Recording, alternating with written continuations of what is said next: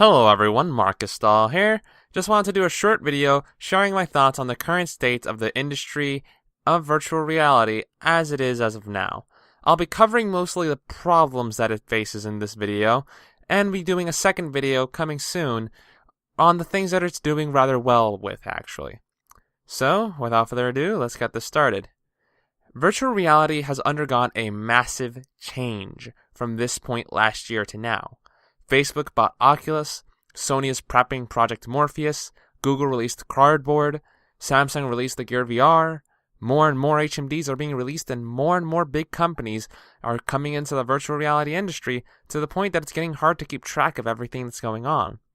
All that being said though, I find myself still with some reservations about the stability and the strength of the current VR market for quite a few reasons, although really they boil down to two primary concerns: cost and demands, and the lack of an adequate control system. I'll go into each one of these now, so let's cover them in order for simplicity. Costs and demands were grouped together due to their interconnection as a problem. Everyone, virtual reality is expensive from both a hardware standpoint and a processing standpoint. If you want a system right now that can be considered adequate for using the Oculus consumer unit state-of-the-art tech, you're going to be ponying up quite a bit of money. A gaming PC that can handle the better VR demos will run you at the very least $500, and that is cutting corners everywhere that you can. This is without counting the cost of a monitor or shipping or the VR headset itself. A DK2 should run you by a good $350 and can hardly be considered a consumer-ready experience with all the driver issues, tracking bugs, and the screen door effect and resolution qualms it suffers from. Think mobile VR is much better? The cheapest you could hope for is a Nexus 5 with a Google Cardboard to provide the bare minimum experience, and that should still run you by a good $400 with shipping.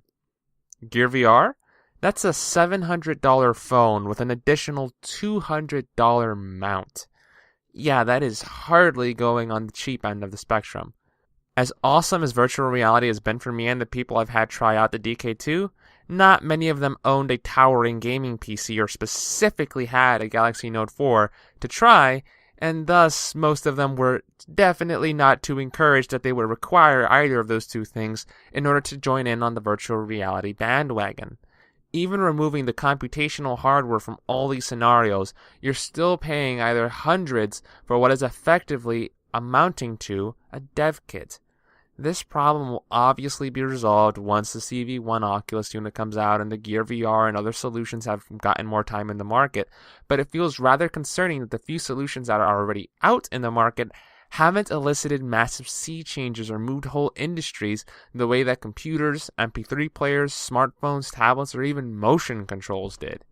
Perhaps it's expecting too much to want those kind of rapid adoptions to occur, but I feel that a slow burn for an industry with as much power and potential as virtual reality going slowly implies that there is something that's holding things back.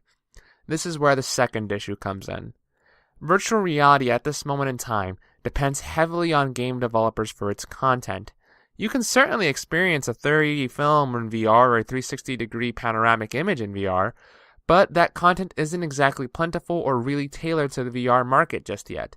Even then, by and large, VR is an extension of the software creation market, and as apps, games, executables, and all other manner of software have required, the vast majority of their content will be coming from actual developers until services come about.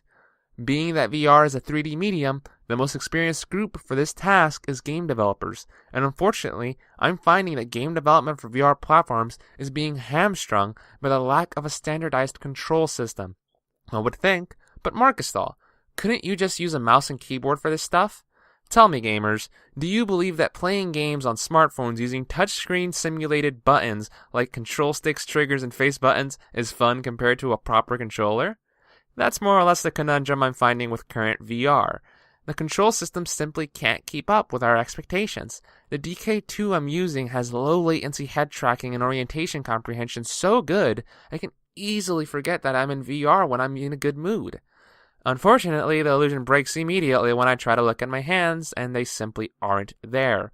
I found from my experience and accounts of various other people that have tried the DK2 in my purview that they oftentimes find the demos that require interaction on their part to be tedious or unapproachable.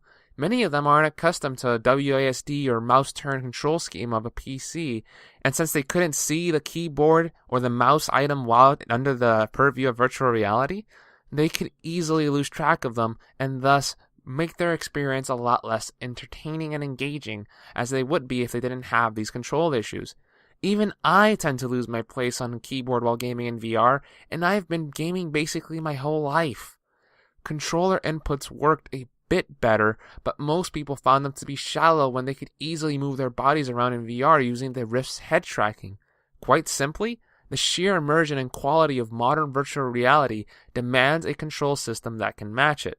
Too bad, said control system doesn't exist in a way that isn't going to cost you either several $100s for a VR suit or settling for partial control inputs from optical systems that effectively make it so your limbs don't exist while you aren't looking at them.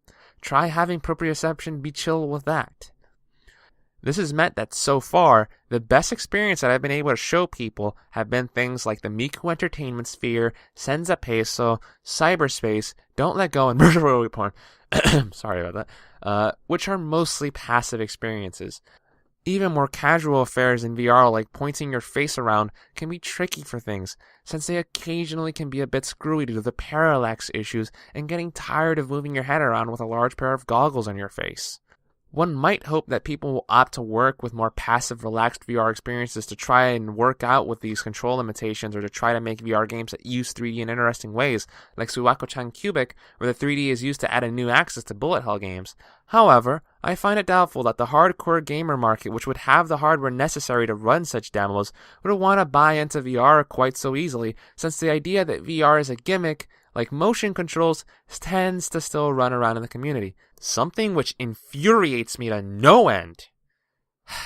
But reality is reality, and it must be dealt with.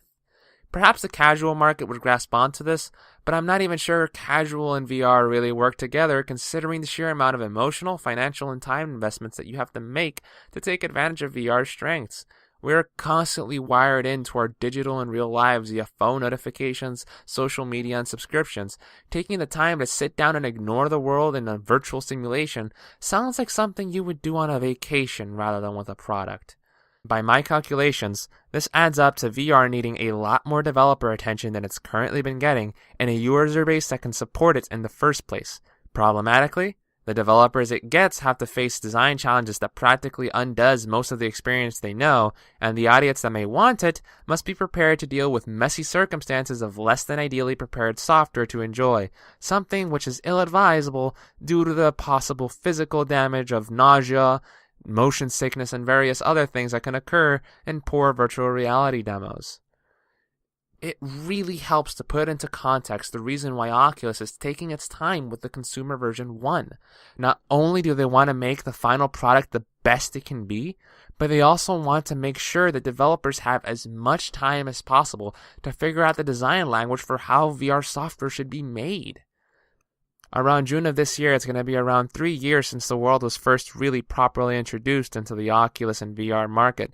However, we still don't seem to have a consumer release for said product anytime in the near horizon. Let's just hope that the past 3 years or so have been enough time for us developers to properly get an understanding of what we need to do in order to properly deliver a good experience to the people who end up using these products. Well then everyone, thank you very much for watching this video.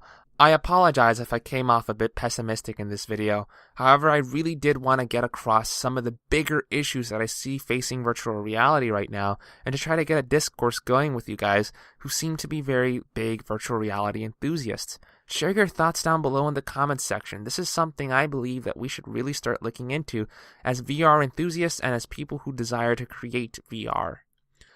Remember everyone, I'm going to be covering the opposite end of the spectrum pretty soon in another video, where I go over some of the great things being done with virtual reality and just how quickly things are improving.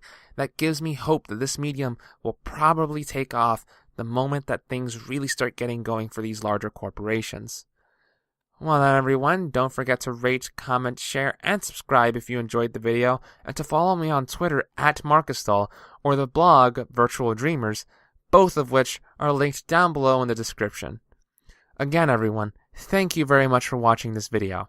This has been Markystal, logging out.